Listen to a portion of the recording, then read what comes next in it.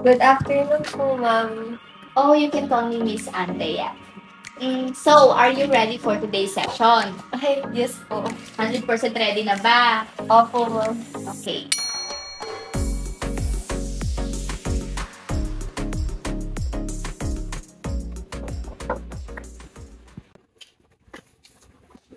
Miss Soto, what a pleasant surprise! I'm so glad you finally decided to join our session. Please have a Mukhang maganda mood natin today, Ma'am Soto. May nangyari ba? Ay, opo. Natanggap po kasi ako sa ina-apply kong trabaho. Oh, really? That's great! I wish you good luck on your new job. Thank you, ma'am. Buti na lang po pala, ma'am. Nagpunta po ako ngayon sa session niyo. Totoo po pala yung sinasabi ng iba na mabait po pala kami. Nang bola pa. Pero salamat, pati na rin sa pagpunta. Nakakatuwa. So anyways, before we start, pakilala ko lang muna yung sarili ko. I'm Andrea Penasitos, and I will be your therapist for today. So today is April 25th, and approximately 2 p.m. in the afternoon, and you are here at Isabel Clinical Center. So in today's session, we will be doing a remotivation therapy. So this is a simple group therapy technique that reorients you and the others to the reality that surrounds us. So, bago tayo mag-proceed sa next step or sa first step na gagawin natin, okay lang ba if ipapakilala mo muna yung sarili mo sa akin? Okay lang po. My name is Naomi Soto, but you can call me Naomi po. Thank you for that, Miss Naomi. So, ngayon naman po sa ating session, magsaset lang tayo ng mga ground rules natin para maging smooth yung flow ng itong gagawin nating therapy. Okay, so first ground rule natin, of course, you have to listen to me carefully and yung full participation mo, need natin yan para sa akbang na to. So, second ground rule naman natin, para naman hindi ma-interrupt yung session natin, if may concern ka or if may concern kayo or may mga tanong, pwede naman natin i-raise yung hand natin. So third, kung maaari, iwasan natin ang mga istorbo sa katabi para naman hindi natin na i-interrupt yung session natin. So lastly naman, mas maganda rin na tatapusin natin yung session hanggang dulo. So mag-stay kayo dito hanggang dulo, hanggang sa matapos natin yung session na yun. So yun lang naman, baka may gusto kang i-add sa mga ground rules natin or gusto mong idagdag. Wala naman po, ma'am. Okay na po ako dun sa mga rules niyo. Good. Sige, kung wala naman ikaw mga tanong or concern, hintayin na lang natin yung iba mong kasama bago tayo mag-start. So, I have a few picture here na ipapakita sa inyong lahat and I want you guys to describe what you are seeing or who you are seeing. Ito siya. Can anyone tell me what the picture is? Can someone describe it? Yes, Miss Naomi. Nurse po, ma'am. Caring for her patient. Okay, a nurse. So, what made you think that person is a nurse? Because po, she's caring for her patient na may sakit in a hospital setting. Okay. For the second one, next naman tayo. How about this one? What do you guys see this time? Yes, Miss Naomi. So, a teacher teaching her students. So, paano mo naman nasabi, Miss Naomi, na ito ay teacher or professor?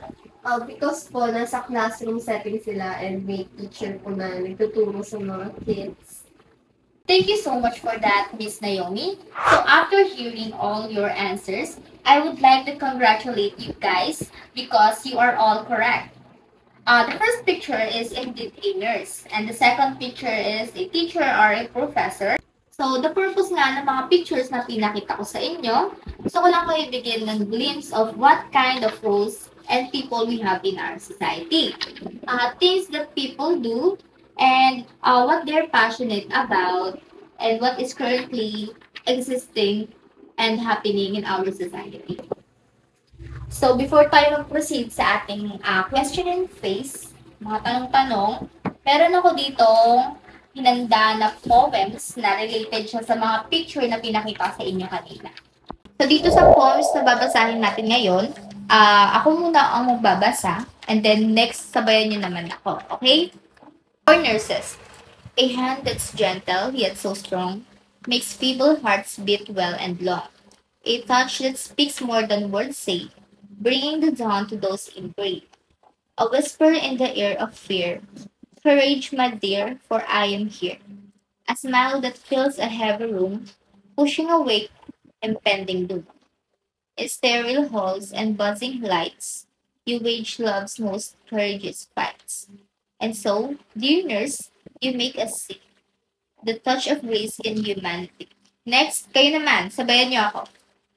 For For nurses, nurses, a hand that's gentle yet so strong makes feeble hearts beat well and long. A touch that speaks more than words say, bringing the dawn to those in gray. A whisper in the ear of fear, courage, my dear, for I am here.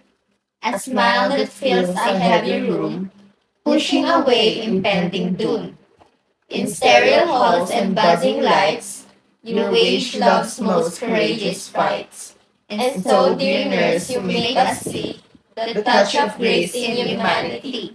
Next naman is all about teacher. So, ganun ulit, kagaya ng ginawa natin kanina, mauunang muna ako magbasa and then sasabayan niyo ako. So, proceed na tayo. Teacher, you're the heart of every classroom, the soul of every school, the mind behind the message that learning is cool. Your patience and understanding cannot be undersold. Your courage and commitment is that of legends told. Each day you teach our children is a day to rejoice. Because of you, our children will have their own voice. So thank you, dear teacher, for passing knowledge through the years. You thought you were merely teaching when you were eliminating fears. So next naman, sabay-sabay naman tayo. Okay, teacher, you're the heart of every classroom, the soul of every school, the mind behind the message that learning is cool. Your patience and understanding cannot be undersold. Your courage and commitment is that of legends told. Each day you teach our children is a day to rejoice. Because of you, our children will have their own voice. So thank you, dear teacher, for passing knowledge through the years. You thought you were merely teaching when you were eliminating fears. Thank you. Now, as everyone walks down to the bridge of reality, we are now heading towards to the third step for this therapy. So we call it sharing the world in which we live in. Ito naman, meron lang ako mga simple question. Hindi naman siya mahirap since based naman to sa experience nyo. So, first question natin is, yung kaninang binasa natin na first poem, did any of you recall some memories that include our nurses here? Anyone? Sino gusto sumagot? Yes, Miss Naomi. Ako po meron about my sister. Recently she was admitted to a hospital because of constipation due to food poisoning. Tapos po, nang admit po siya, meron pong nurse doon na sobrang maalaga. She's always making sure that she's comfortable and feeling well. Always asking her what she feels and if she needs anything. Also, nakikipag-ano rin siya, nakipagkwentuhan po siya para hindi na siya ma-bored kapag wala po kami ng mom ko. And kapag hindi po siya mababantayan. So, yun lang po. Okay. Wow, thank you so much for sharing that, Miss Naomi. Baka may iba pang gusto sumagot. Wala na. Okay, next naman, proceed naman tayo sa binasa natin kanina about sa teacher. O baka, mayroon ba kayong natutunan or lesson doon? Or meron ba kayong naaalala ng mga high school kayo sa mga teacher nyo noon or elementary days? Oh, yes, Miss Naomi, very engaging ka today, ah.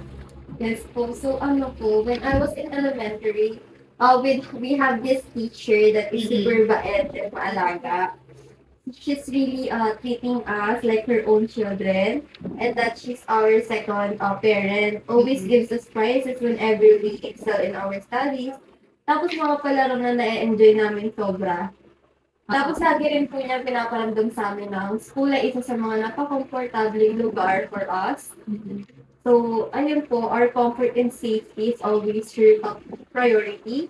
Tapos, ayun po, sobrang nakakatuwa lang na maalala. Thank you so much for that, Miss Naomi. Thank you din po, Miss Kim, for letting me reminisce this colorful memories. Yan nga yung purpose ng therapy natin today. To relive our past memories and show us awareness about what you've been missing out on.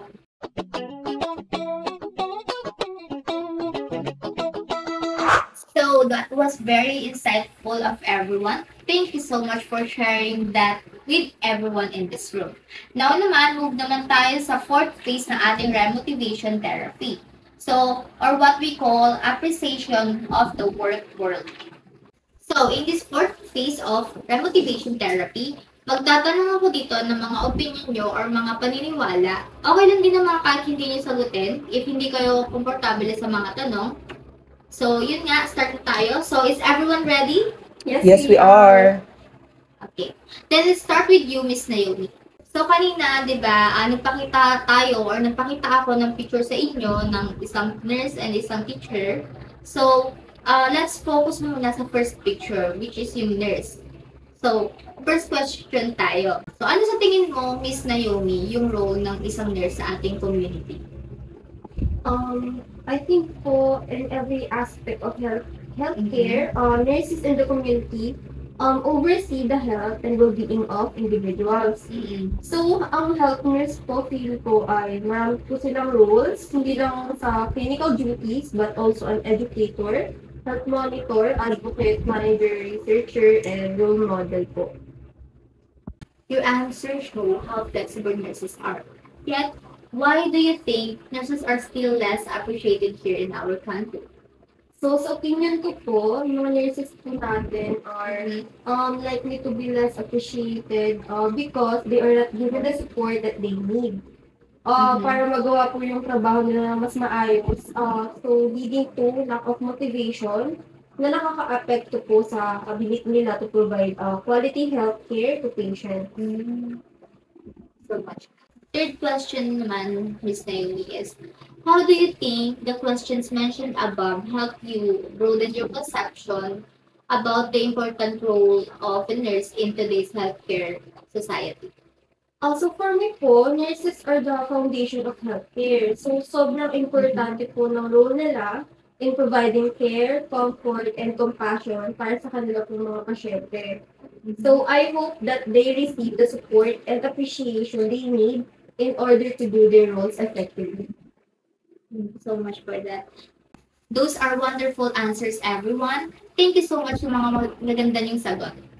So, after mo ma-recall, Miss Naomi, yung mga past memory mo nung elementary days ka, what have you realized?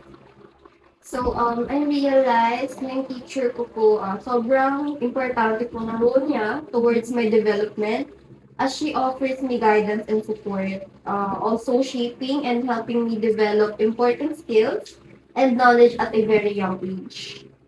Napakagandang sagot niyo, Miss Naomi. Thank you so much for that. So, next naman tayong question is question number 2. How did it change your perspective about the relevance of teachers and professors in today's educational journey? Seeing some teachers and professors get mistreated and less appreciated as time goes by, so it saddens me because I believe that they play a crucial role in today's educational journey. They've always been an essential part of the young mind's lifelong learning, helping them navigate complex subjects and develop the skills they need for their future growth and development. So the early years of a child's life are critical. So how they're taught and learned during this period can significantly impact their overall academic and personal success. Sobrang informative niyan, Miss Naomi. Thank you so much for that. So before we end our session, I would like to know your thoughts about the overall progress of our therapy. So how did it make you feel, or did it open your eyes about the truth in our worlds? Anyone? Yes, Miss Naomi.